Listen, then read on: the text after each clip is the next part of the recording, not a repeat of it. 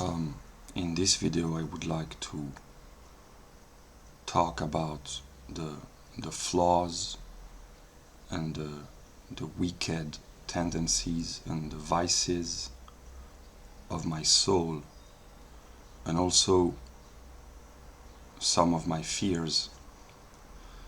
And I know that whatever is shared on the internet becomes the property of the whole of mankind, and that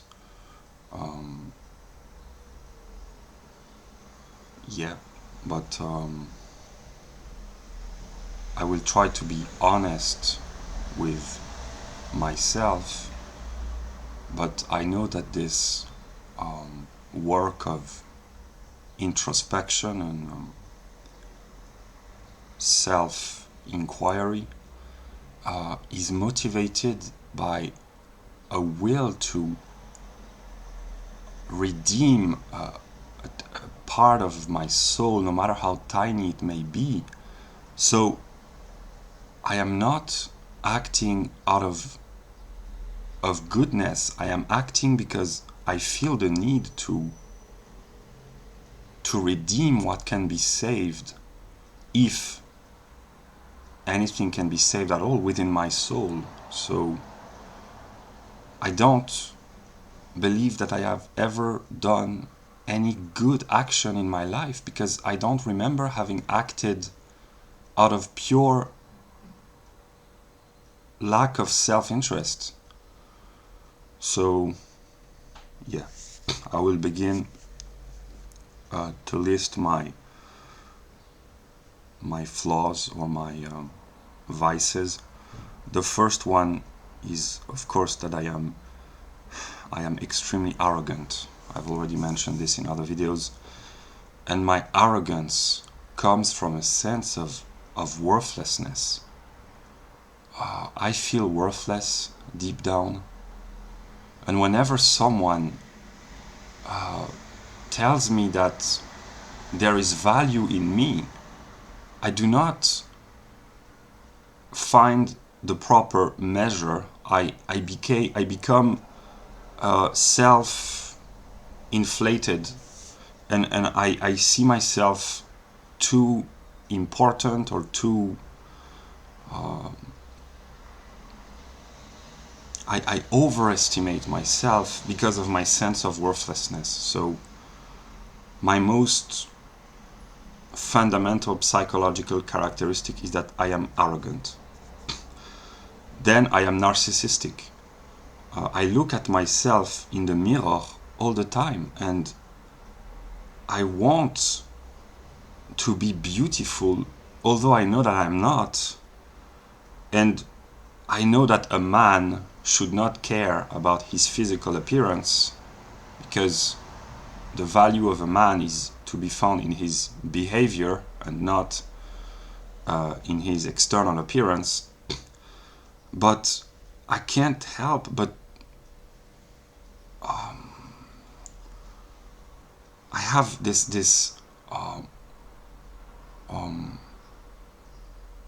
desire to be externally beautiful, because I feel that I'm not. And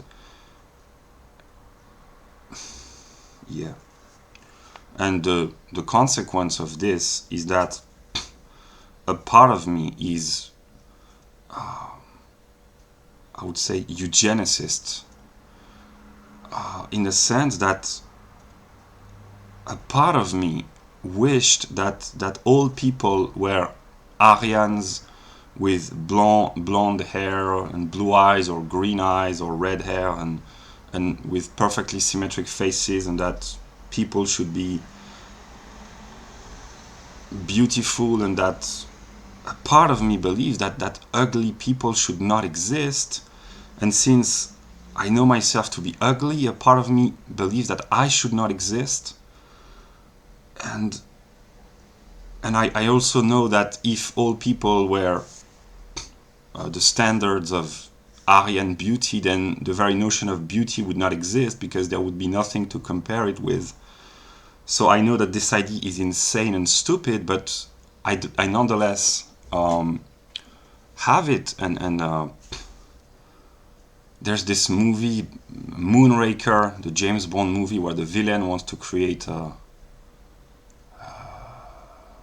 perfect race in space.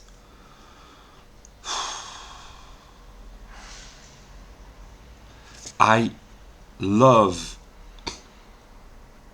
Aryan beauty because, if I'm honest with myself, I know that I am not the standard of Aryan beauty, and yeah. Then I am lazy. In my life, I have never had a regular job as such.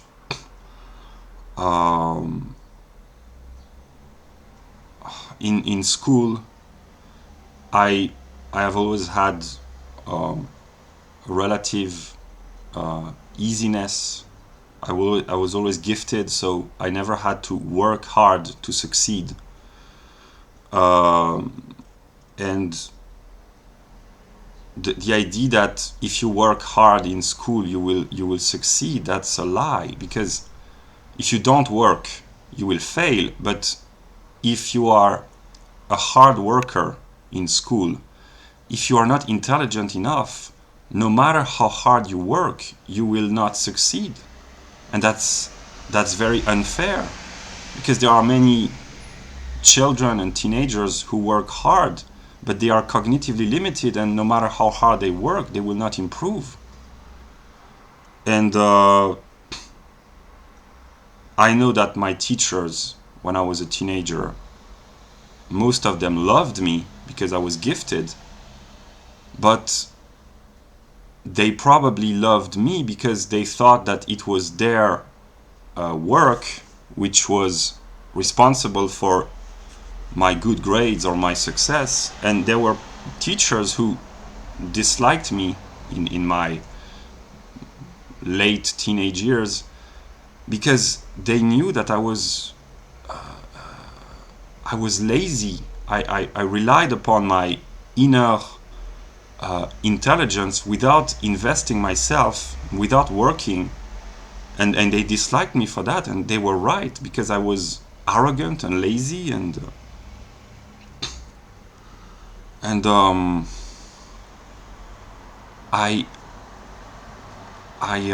it's not that I am afraid of working or that I don't like working, because whenever I have worked in my life, I have enjoyed it. I have enjoyed being confronted with problems to solve, and with the need to invest energy and time, and to do something. So I enjoy working, but I am nonetheless lazy, and I try to erase my laziness by working hard. But a part of me believes that what I call work, namely intellectual work, is not real work. This is a real work for me means to have your hands in the dirt, and to be a craftsman or a worker. And a part of me believes that intellectuals are not workers, they are privileged. So, yeah. And I feel ashamed and embarrassed, and I cannot I am ashamed whenever I am confronted by a real worker, because I am not a real worker, and he is, and I feel embarrassment for that. Also, I am exploitative because I live as some sort of parasite, because I live off my father's resources, because I've inherited money from my father, from my family's contribution, and from public help from the state, because I am disabled. So I live off other people's work and money. I am not capable of sustaining an autonomous lifestyle, so I am a parasite. Then about gluttony, I wouldn't say that I enjoy gluttony too much, but I enjoy good food. I enjoy eating good food. I'm not in excess, I don't believe, but I enjoy eating good food. And that's a sin in the Christian religion. About sexual wickedness. As an empirical individual, I am partly sexually wicked. As a child, there was moments when I felt curiosity for sexuality, which is the root of all evil, I guess. And as an adult, I've made videos already, but I repeat, I used to watch a lot of porn and a lot of anal sex, and I watched homosexual intercourse a couple of times. So I am partly sexually wicked. Yeah. Also, I feel sexual attraction when I am confronted by an attractive woman. I feel the temptation of the flesh, as the Christians call it. But what I desire or love more is intellectual sex, in the sense that I draw a lot of intellectual pleasure, I guess, in trying to penetrate the mind of other people. But a part of me enjoys understanding women, and there's a sense that to penetrate the mind or the psyche of a woman is more sexual than penetrating her vagina or whatever. So from the intellectual point of view, I'm a sexual pervert, in the sense that I want to have platonic love with women and men also. It's kind of weird, but so yeah. I have a dark will within me to possess and to control others by penetrating their mind. And I remember in 2018 I fell in platonic love with a girl.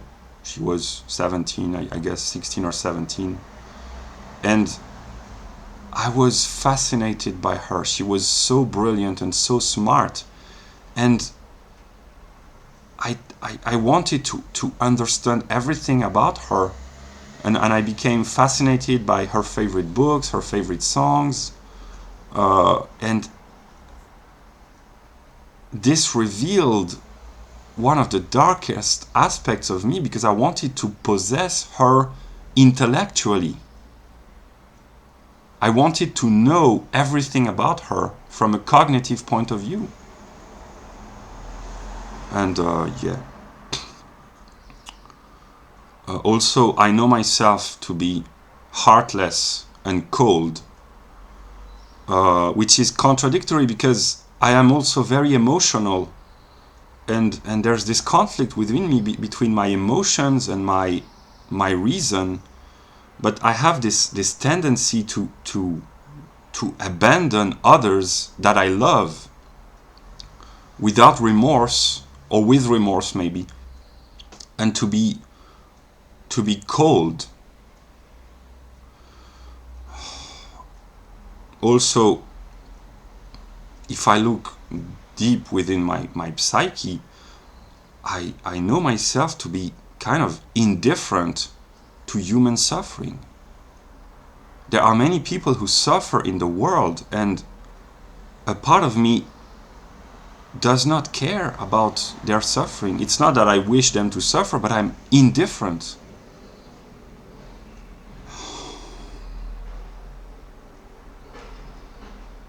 I am weak and pathetic, and from my weakness, I seek to avoid conflicts because I hate conflicts and confrontation, and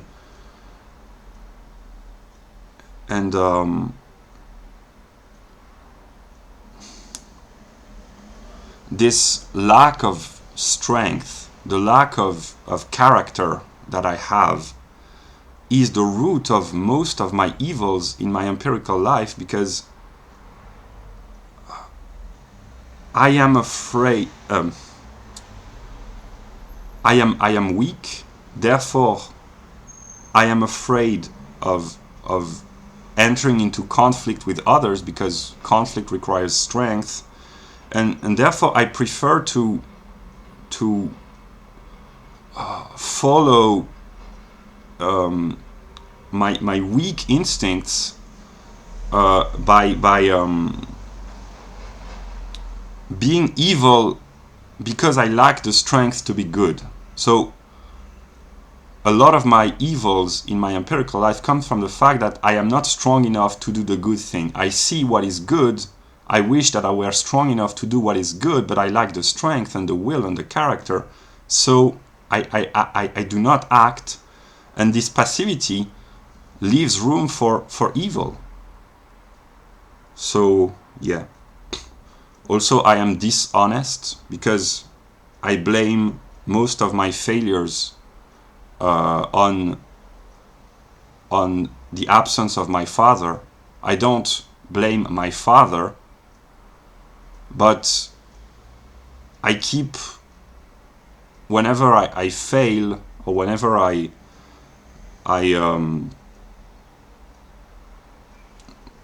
know myself to be wicked or evil, I said to myself, if my father had been there, I would not have turned so wicked. So I keep blaming my failure on the absence of my father. Also, a part of me wants to be admired. There's this will to be admired. And I don't know if it's pride or arrogance, but yeah. And this is kind of pathetic. Also, I keep judging people. I keep being judgmental. I keep, whenever I encounter people, I can't help but judging them. I try not to, but yeah. I am angry. I am angry, but I don't know who to be angry against. I am angry against others. I am angry against myself. I am angry against my own anger, because I don't know towards who to direct my anger. So yeah. And now my fears, my greatest fear is to be rejected. And I know that from an evolutionary biological point of view, there are reasons why humans are afraid of being rejected. But from a religious perspective, there are also reasons. So I fear rejection. And because I want to be accepted, and because I fear to be rejected, I keep rejecting myself, and I keep abandoning others for fear of being myself abandoned. So I am afraid of being abandoned and rejected, and therefore I prefer to abandon others and to reject others, so to be self-rejected, because at least if I am self-rejected, the others won't be able to reject me. So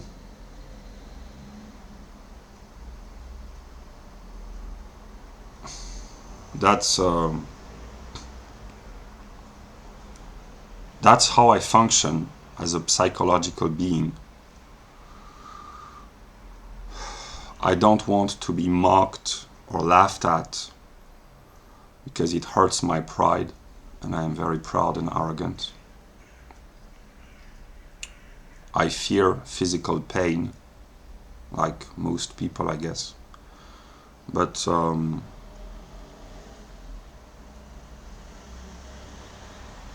I also fear moral suffering, and this fear of the moral torment of the soul, not just the physical torment of the body, but the moral torment of the soul, which has driven me to make this video, because I want to redeem a part of my soul by trying to be partly honest with others and with myself, and